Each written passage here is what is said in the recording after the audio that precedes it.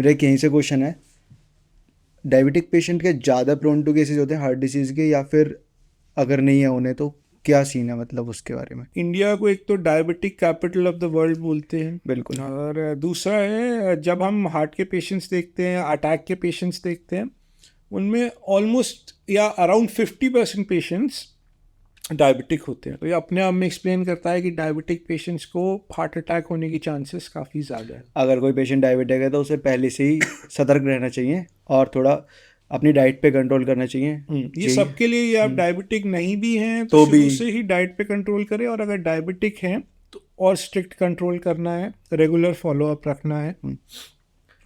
Diabetes detect होने के बाद अगर आप रेगुलरली एक्सरसाइज करें, डाइट पे कंट्रोल करें, तो इसके जो कॉम्प्लिकेशंस हैं वो आप कंट्रोल कर सकते हैं। ये heart attack is one of the complications. क्या क्या रिस्क फैक्टर्स हैं जो कि कार्डियोवास्कुलर डिसीज़ को क्रिएट कर रहे हैं? सबसे पहले तो स्मोकिंग, हुक्का, बीड़ी, तम्बाकू, पान टोबैको, मसाला।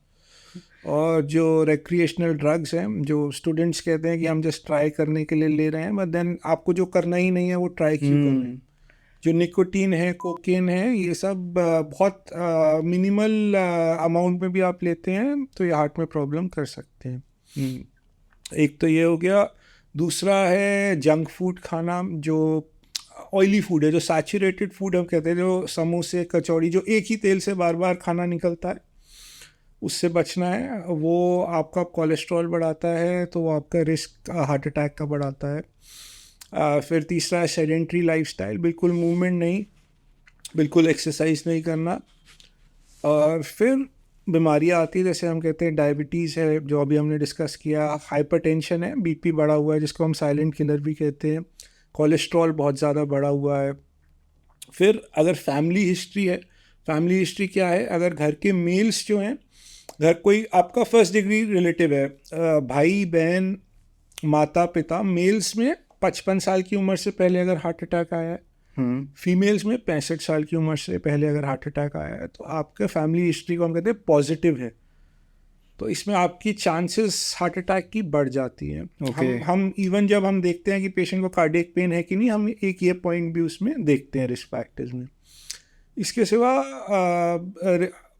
काफ़ी सारे पॉइंट्स डिस्कस कर लिए हैं। इसमें मैं यही ऐड करूँगा कि योगा वगैरह हम नॉर्मली बोलते हैं पेशेंट्स को कि अपने लाइफ में डालिए, क्योंकि एक स्ट्रेस जो हम कहते हैं, चाहे वो वर्क रिलेटेड हो या लैक ऑफ सपोर्ट हो, जो फैमिली आजकल जो न्यूक्लियर फैमिलीज़ हैं, तो एक स्ट्रेस भी अपने आप में एक फैक्टर है। तो स्ट्रेस को कैसे कम करना है, वो आपको एक तरीका ढूंढना होगा। चाहे फैमिली के साथ टाइम स्पेंड करिए, चाहे दोस्तों के साथ खुल के हंसिए, चाहे मतलब मस्त योगा शुरू रहिए। करिए।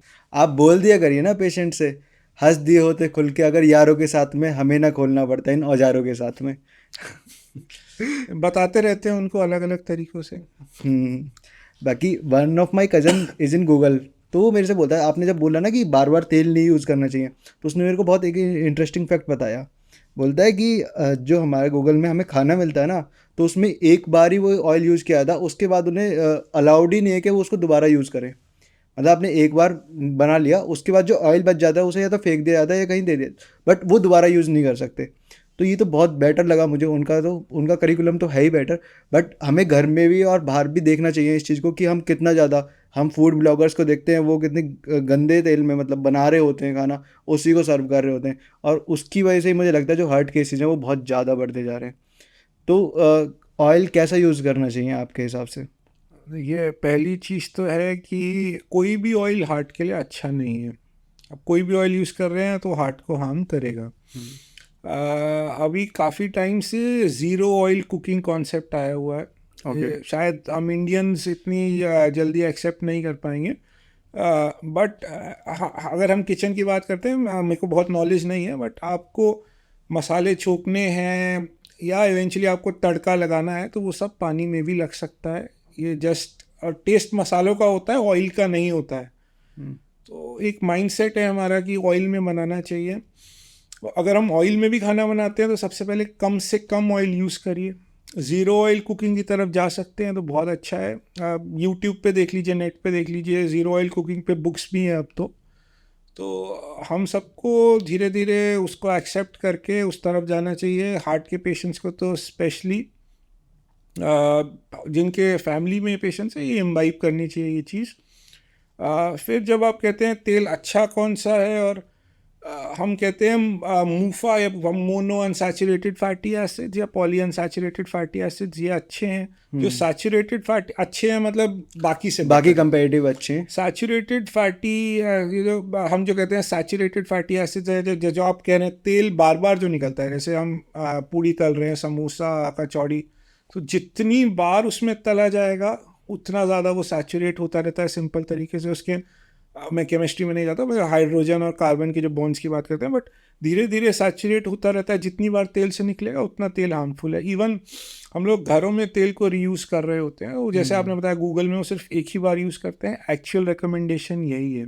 अब ये जो कहते हैं तेल अच्छा कौन सा है, तो तेल कोई भी अच्छा नहीं है, लेकिन हाँ आपको अगर यूज़ करना ही है तो ऑलिव ऑयल अच्छा है, इवन सनफ्लावर ऑयल यूज़ होता है। बट आप कोई भी एक तेल ऐसा नहीं है जो हर एस्पेक्ट में आपकी न्यूट्रिशन रिक्वायरमेंट पूरा करता है या फिर आपको हार्म नहीं करता है जो हम ढूंढ रहे हैं। तो ये रिकमेंडेड है आप हर 6 महीने में या हर 3 महीने में अपना ऑयल बदल लीजिए अगर आप ऑयल यूज़ कर रहे हैं तो। और ना करें तो बेटर ही है। बिल्कुल ज़ीरो ऑयल कुकिंग है, उसको इम्बाइब करिए। तो मेनली कोलेस्ट्रॉल क्या रोल प्ले करता है हमारे हार्ट हेल्थ के लिए?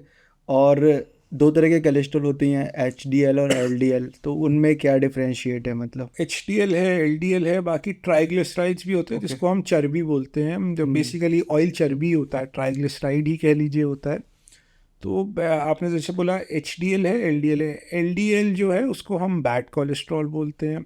LDL लिवर से आपके पूरी बॉडी में कोलेस्ट्रॉल को ले जाता है, ट्रांसपोर्टेशन का काम करता है, जबकि HDL पूरी बॉडी से लिवर में कोलेस्ट्रॉल लाता है।